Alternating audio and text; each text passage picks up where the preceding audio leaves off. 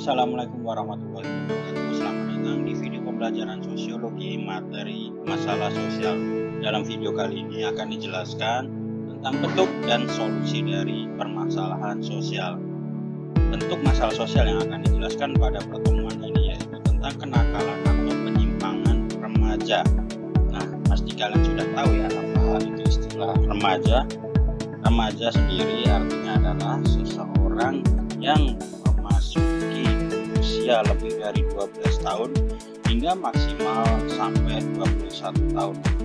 Nah, dalam usia tersebut, remaja memiliki atau dalam masa-masa perkembangan fisiologis maupun psikologisnya, di mana saat itu remaja berubah fisiknya dari anak-anak menuju ke kondisi dewasa. Jadi ini peralihan dari anak-anak ke dewasa disebutnya remaja. Ditandainya selain dari usianya juga dari perkembangan bentuk fisiologis atau bentuk fisik tubuhnya yang semakin membesar. Mungkin bagi yang laki-laki semakin ya tumbuh rambut di mana saja gitu ya. Jadi di situ banyak perkembangan fisiologis. Begitu juga dengan faktor psikologisnya, di mana mungkin mentalnya, di mana mungkin semangatnya, di mana mungkin ya rohani dan jasmaninya bergejolak sangat cepat, sangat besar gitu ya, energinya juga sangat besar. Makanya aktivitas remaja biasanya sangat padat dan sangat banyak dilakukan. Jadi masa-masa ini remaja ya tentunya sangat penting. Anak sekolah dari SMP dan SMA masuknya di masa remaja. Nah, dalam masalah sosial ternyata remaja menjadi perhatian khusus ya, artinya dia dimasukkan dalam satu bentuk permasalahan sosial karena memang remaja pada dasarnya itu adalah seseorang yang benar-benar memiliki kekuatan yang bergejolak, kekuatan besar yang muncul, namun kebanyakan dari fase ini banyak yang belum bisa mengendalikan kekuatan tersebut. Nah, akhirnya apa? Terjadilah penyimpangan atau yang disebut juga kenakalan remaja. Nah, apakah semua remaja atau orang yang beranjak dewasa harus melakukan penyimpangan atau kenakalan? Tidak selalu ya. Makanya perhatian ini memang harus benar-benar dipelajari supaya justru tidak terjadi hal-hal yang seperti ini yang tidak diinginkan ya. Oke, kita lihat bentuk perilakunya. Tentunya penyimpangan itu sendiri kan sesuatu perilaku atau tindakan yang tidak sesuai dengan nilai dan norma. Nah, kalian bisa baca di situ ada berbagai macam bentuk-bentuk penyimpangannya ya. Apakah nanti setelah dewasa kita pasti tidak akan melakukan itu? Belum tentu juga. Nah, makanya remaja ini penting sekali untuk diperhatikan ya. Jika kepribadiannya tidak matang atau kepribadiannya tidak terbentuk di masa-masa ini, justru penyimpangan yang dilakukan remaja akan diulangi kembali di saat mereka dewasa. Jadi betul-betul diperhatikan ya. Nah, itu poin pertama, ada tawuran antar pelajar ya.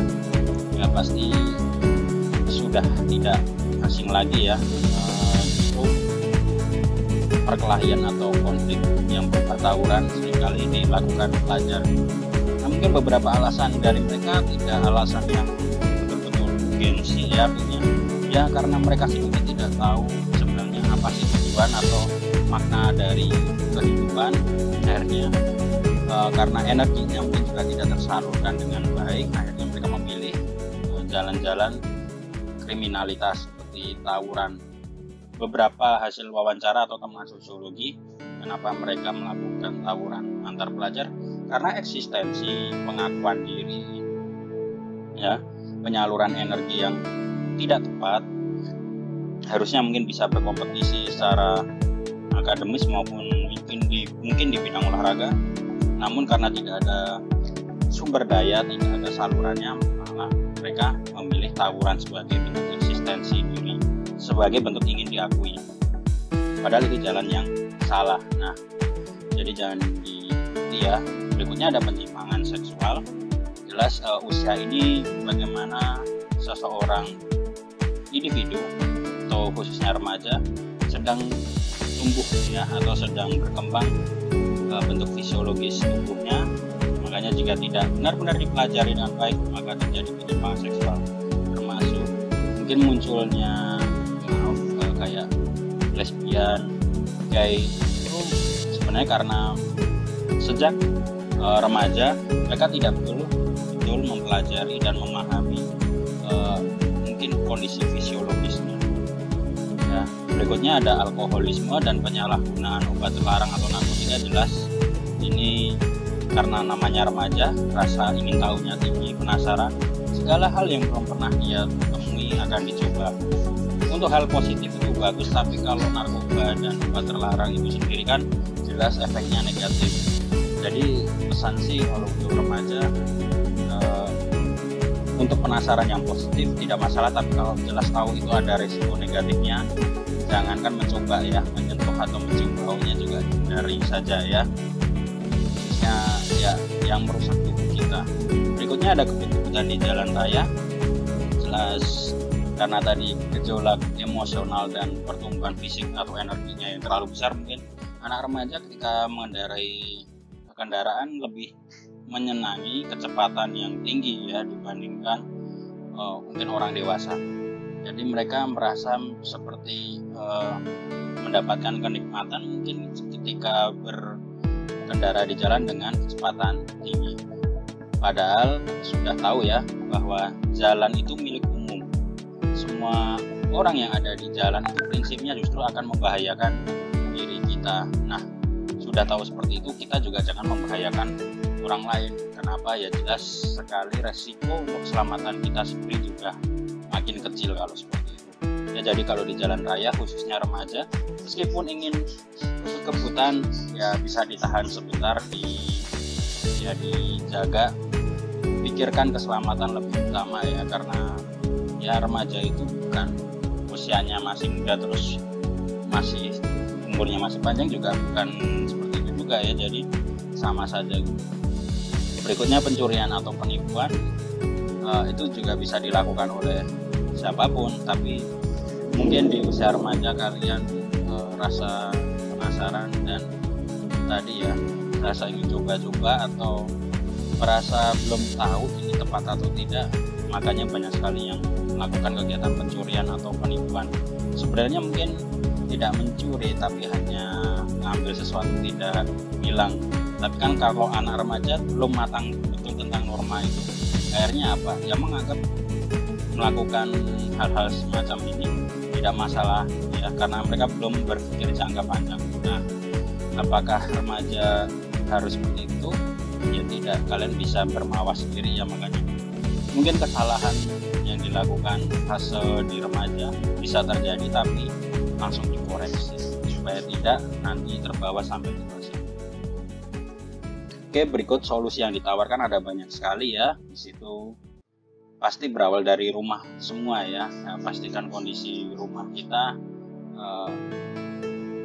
harus harmonis, harus ya berfondasi agama, memiliki nilai norma yang kuat ya. Ada kasih sayang di dalamnya, ada perhatian tapi proporsional, tidak memanjakan kebutuhan kita. Misalnya di rumah apa-apa dituruti itu juga tidak bagus ya, karena kita akan merasa hidup itu mudah, padahal kita harus proporsional. Terus ada pengawasan secara wajar ya, artinya supaya kita tadi tidak melakukan kegiatan penyimpangan atau kenakalan remaja. Dan harus ada contoh yang kita ambil, mungkin tidak harus dari keluarga juga. Remaja itu paling bisa mengambil nilai dari mana aja ya, beda kalau anak kecil mungkin yang bisa dilihat adalah orang tuanya. Tapi ketika sudah menginjak dewasa, mungkin orang tua, tapi kalian juga bisa mengambil peran dari mungkin saudara kalian, bisa dari luar keluarga kalian, tapi yang pasti yang positif. Ini ya sebagai catatan tambahan, sebagai remaja, tolong jangan mudah melakukan penyimpangannya.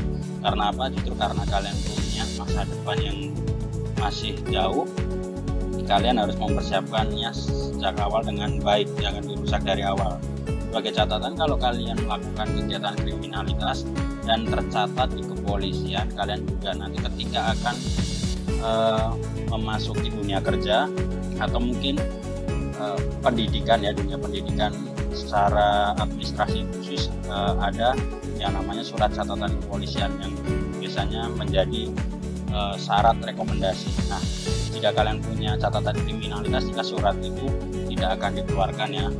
Sedangkan nanti ketika kalian ingin membangun karir, biasanya memerlukan surat seperti itu. Jadi sebagai catatan untuk anak remaja, sebisa mungkin hindari kenakalan atau penyimpangan remaja. Salurkan kegiatan energi kalian ke hal-hal positif yang minimal tidak mengganggu orang lain. Oke, itu saja penjelasan dari materi kali ini. Jika ada pertanyaan, silakan di kolom komentar. Sekian, wassalamualaikum warahmatullahi wabarakatuh.